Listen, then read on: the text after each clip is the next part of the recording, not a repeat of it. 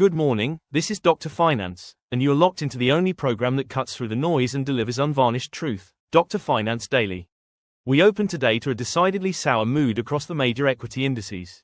Look at the tape. It's red, it's sticky, and it's telling us that the speculative excess built up over the back half of last month is finally facing some painful gravity. The narrative is shifting, ladies and gentlemen. We are moving from the everything rally era to the where is the real money hiding investigation. The S&P 500 surrogate, the SPY, is down 1.10%, settling at 671.40. That's not a gentle drift, that's a meaningful rejection of recent highs. The Nasdaq 100 proxy, QQQ, is getting absolutely hammered, down 1.85% to 600.41. This tells you precisely where the pressure is concentrated, the high beta, long duration tech names that have been trading on narrative more than actual free cash flow. They are the first casualties when the cost of capital whispers something less dovish than the market hoped. And the small caps, the barometer of domestic economic health, the IWM, is down 1.06%. When small caps follow large caps down, it signals systemic risk aversion, not just targeted rotation. It's a signal that liquidity is tightening its grip. But wait, look at the anomaly sitting on your screen, defying the gravity pulling down everything else. Bitcoin, up 1.29% to $87,252. Ethereum is joining the party, up nearly a full percentage point. This is the market telling you something crucial. When institutional risk assets are selling off, capital doesn't just vanish, it seeks perceived scarcity and uncorrelated returns. Digital assets are showing resilience precisely when the traditional risk premium is expanding. We will dissect this divergence later. The underlying theme today, the theme that has dictated portfolio performance for the last 72 hours, is one of deepening macro concern centered squarely on persistent inflation and the central bank's unwavering commitment to crush it, irrespective of the equity market pain. This is not a drill. This is the market repricing reality. Let's rapidly process the damage report across the headline names. Nvidia, the darling of the AI wave, is taking a severe beating, down 3.81% to 170.94. When NVDA sneezes, the entire tech sector catches a cold. This suggests that even the strongest growth stories are vulnerable to higher discount rates. Tesla is collapsing, down 4.62% to 467.26. That's not a dip. That's a structural breakdown for some investors, especially given the relentless pressure in the auto sector globally. Apple is off 1.01%. Microsoft is clinging to flat, down only 0.06%. A relative outperformance that warrants scrutiny, likely due to its defensive positioning within enterprise software. Amazon is down 0.58%. The volatility index, the VIX, is actually creeping down slightly by 1.36% to 17.38. This is interesting. Usually, a 1% plus drop across the board is accompanied by a spiking VIX. The fact that the VIX is relatively subdued suggests that while prices are falling, the market might not yet be in full-blown panic mode. Rather, we are seeing a calculated reduction of risk exposure. It could also mean that the selling pressure is concentrated and not yet fear-driven across all asset classes. We monitor this closely. The US dollar index, DXY, NYB, is pushing higher, up 0.14% to 98.51. A strong dollar is a headwind for multinational earnings and global risk appetite. It reinforces the global liquidity squeeze narrative. Now, let's go where the real interest rate story is being written, the sovereign debt market. This is the engine room of global finance, and it is overheating. The 10-year Treasury yield, the benchmark for every valuation model on this planet, is up to 4.15%. That is significant. Yields are not just rising, they are holding these elevated levels with conviction. The market is pricing in a longer duration of restrictive policy. The Fed is being believed, and that belief translates directly into higher borrowing costs across the entire economy, from mortgages to corporate debt issuance. Look at the curve, it's flattening, though we are not seeing the outright inversion signaling an immediate recession today. The slope of the risk-free rate is significantly steeper than it was even a month ago.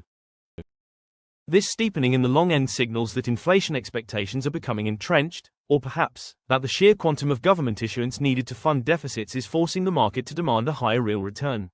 What does this mean for equity valuation? It means the T in DCF models is getting punitive. Discounting future earnings at 4.15% versus 3.50% has a dramatic, immediate negative impact on the present value of growth stocks. This is the mathematical underpinning of the pain you are seeing in the QQQ today. This is not political, it is arithmetic. If you are buying long-duration assets right now, you are fighting the structure of the prevailing interest rate environment. The shadow hanging over every trading floor this week is the anticipation of the next commentary from the major central banks. The Federal Reserve remains the primary actor in this drama, while incoming data suggests the economy is slowing, and the equity market is certainly attempting to slow it down for them. The Fed is trapped by its own mandate. They cannot afford to pivot prematurely, or they risk an inflationary spiral that would make 2022 look like a mild correction. My expectation for the next communication cycle is clear. They will maintain a data-dependent stance, but the bias will be toward holding rates higher for longer than the market is currently comfortable with. The market wants a gentle easing in Q3. The Fed is signaling they might only consider relief late in Q4, if at all. The ECB is in a trickier spot, grappling with disparate regional growth rates across the Eurozone, but their inflation fight is no less urgent. A strong dollar makes their fight harder, as imported goods become more expensive, feeding domestic price pressures. The synchronized global tightening cycle means that any perceived weakness by one major central bank is immediately exploited by inflation expectations elsewhere. They must remain coordinated and hawkish. Do not expect any dovish surprises. Expect confirmation of the pain needed to achieve price stability. We turn now to the materials that drive the real economy. Gold, the traditional haven, is showing its complex role today. GC=F is up 0.21% to $4,356.80. This is classic counter-trend behavior. In a rising rate environment, gold is theoretically suppressed because it offers no yield. However, its upward drift today signals that while fixed income yields are rising, the fear of systemic financial instability, the black swan risk inherent in a rapid liquidity drain, is keeping the gold bid alive. It's a fear hedge, overriding the negative yield pressure. Oil, CL=F, is marginally weaker, down 0.14% to $55.86 per barrel. This slight concession suggests that the market is pricing in a slowdown in industrial demand due to softer manufacturing data, a direct consequence of those higher discount rates we discussed earlier. If global growth contracts meaningfully, oil demand follows. The market is betting that the current price level already reflects a mild slowdown scenario. The true industrial pulse, copper, not explicitly priced but inferred from global infrastructure spending, remains sensitive to the bond market. If yields keep spiking, copper performance will suffer as construction and industrial capex budgets get slashed worldwide. Where is the relative strength being found today? It's thin, it's narrow, but it exists. The winning sector, by necessity of survival in this environment, is healthcare. While the broader market is down, defensive sectors are weathering the storm. Healthcare, particularly the pharmaceutical and managed care segments, exhibits inelastic demand. People get sick regardless of the 10-year yield. Furthermore, these companies often have strong, predictable cash flows and balance sheets robust enough to weather higher financing costs.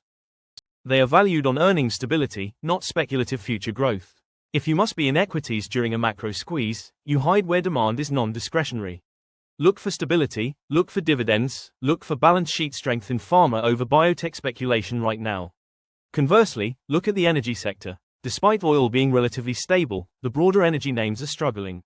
They were priced for an oil price above $60, and now, with demand fears creeping in, they are struggling to justify those valuations. Sector rotation is violent right now. Let's turn to the digital frontier, where the correlation to Nasdaq is being tested daily. Bitcoin stands defiant at $87,252. The fact that it is up while the major tech names are down significantly confirms its status as an uncorrelated store of value, or at least, a preferred risk asset compared to narrative-driven equities. Our critical support level remains firm. As long as BTC holds above the $85,000 psychological barrier, the momentum traders maintain control. Resistance is now firming up around the $89,500 mark. A decisive break above $90,000 would signal renewed institutional inflow seeking refuge from fiat currency debasement fears, regardless of the rising Treasury yields. The key takeaway here: when the traditional system tightens, digital assets are being used as the alternative risk-on, risk-off barometer. Do not confuse Bitcoin's price action today with the weakness in speculative tech. They are telling two different stories about where capital perceives genuine scarcity. The strategy for the remainder of this session must be defense, precision, and patience. Do not try to catch a falling knife in the tech space unless you have done the fundamental work to isolate genuine value from inflated hype. 1. Avoid leverage. Any portfolio leveraging into this environment is asking for a margin call. The volatility skew is too wide. Deleveraging should be priority number 1. 2. Focus on earnings quality. As we enter the next earnings season, the market will ruthlessly punish companies that show signs of margin compression due to sticky input costs or reduced consumer appetite.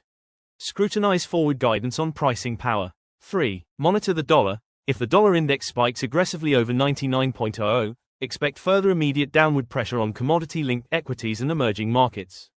The dollar is the ultimate measure of global liquidity stress. We are in a phase where capital preservation trumps capital appreciation. Be tactical. Be ruthless about cutting losses that break key technical support levels. Today's market action is a brutal reminder that abstract theories about monetary policy eventually translate into concrete portfolio losses.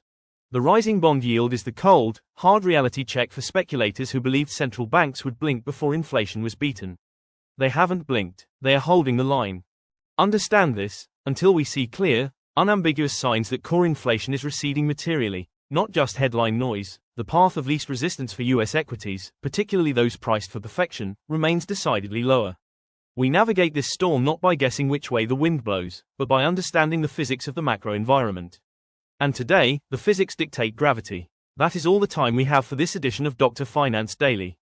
Stay disciplined, stay informed. I am Dr. Finance. Good day.